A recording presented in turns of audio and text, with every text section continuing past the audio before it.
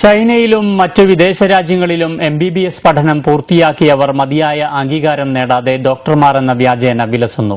കേരളത്തിലെ പല പ്രമുഖ ആശുപത്രികളിലും ഒബ്സർവർ എന്ന പേരിലാണ് മറ്റ് ഡോക്ടർമാർക്കൊപ്പം ഇവരും ചികിത്സ നടത്തുന്നത്.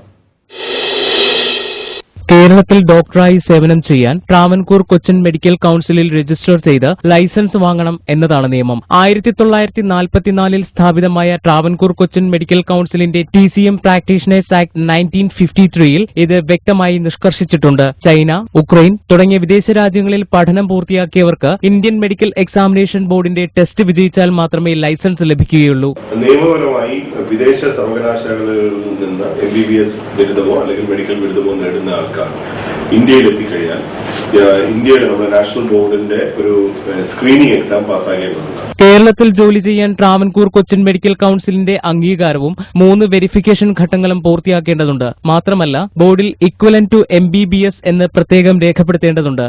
വിദേശ രാജ്യങ്ങളിൽ നിന്ന് MBBSോ അല്ലെങ്കിൽ ഈ MBBSന് തുല്യമായ MDയോ എടുക്കുന്ന ആളുകൾ മെഡിക്കൽ കൌൺസിലിന്റെ നിയമപ്രകാരം ഡിഗ്രി എഴുതുന്നത് എവിടെയൊക്കെയാണോ അവിടെയൊക്കെ എഴുതേണ്ടതുണ്ട്. അത് പ്രിസ്ക്രിപ്ഷനിലായാലും നെയിം ബോർഡിലായാലും സീലിലായാലും എവിടെയൊക്കെ ഡിഗ്രി ഉപയോഗിക്കുന്നുവോ അവിടെയെല്ലാം അവർ ഉപയോഗിക്കേണ്ട നോമൻക്ലേച്ചർ MBBS എന്നല്ല, MBBS വിത്തിൻ ബ്രാക്കറ്റ് ചൈന അല്ലെങ്കിൽ MD യുക്രൈൻ അല്ലെങ്കിൽ MD Russia equivalent to MBBS. എന്നാൽ ഈ നിയമങ്ങളെല്ലാം കാറ്റിൽ പറത്തിക്കൊണ്ടാണ് വ്യാജന്മാർ വിലസുന്നത്.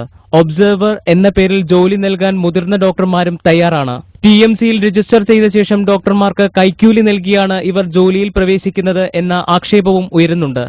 ചില ആൾക്കാരെ ഒബ്സർവർ എന്നോ ട്രെയിനി എന്നോ എന്ത് വേണം വിളിക്കാം, മറ്റെന്ത് പേര് വിളിച്ചാലും അതിനൊരു നിയമപരിരക്ഷ ലഭിക്കുക അസാധ്യമാണ്. മോഡേൺ മെഡിസിൻ പ്രാക്ടീസ് ചെയ്യാനുള്ള അടിസ്ഥാന യോഗ്യത MBBS ആണ്. അപ്പൊ MBBS ഇല്ലാതെ ആരെങ്കിലും മോഡേൺ മെഡിസിൻ പ്രാക്ടീസ് ചെയ്യുകയാണെങ്കിൽ അത് ഒരു ക്വാളിഫിക്കേഷനും ഇല്ലാത്തവരാകാം, ഇതര ക്വാളിഫിക്കേഷനുകൾ ഉള്ളവരാകാം. അങ്ങനെ പ്രാക്ടീസ് ചെയ്യുകയാണെങ്കിൽ അവർക്കെതിരെ നിയമപരമായ നടപടികൾ സ്വീകരിക്കേണ്ടത് ആഭ്യന്തര വകുപ്പും മറ്റ് നിയമങ്ങളുമാണ്. ചൈനയിലെ വുഹാൻ പോലുള്ള യൂണിവേഴ്സിറ്റിയിൽ നിന്നും പഠനം കഴിഞ്ഞു വരുന്നവർ നിരവധിയാണ്. പല വിദേശ രാജ്യങ്ങളിലെ സിലബസിലും പ്രാക്ടിക്കൽ പോലും ഉണ്ടാകാറില്ല. അതുകൊണ്ട് തന്നെ പലപ്പോഴും രോഗികളെ നേരിൽ പോലും കാണാതെയാണ് ഇവർ പഠനം പൂർത്തിയാക്കുന്നത്. TCM രജിസ്ട്രാറിന് നിരവധി പരാതികൾ ഇതിനെക്കുറിച്ച് ഇതിനകം ലഭിച്ചു കഴിഞ്ഞു. ആമോസ് ചക്രപാണി, ജീവൻ ന്യൂസ്, കൊച്ചി.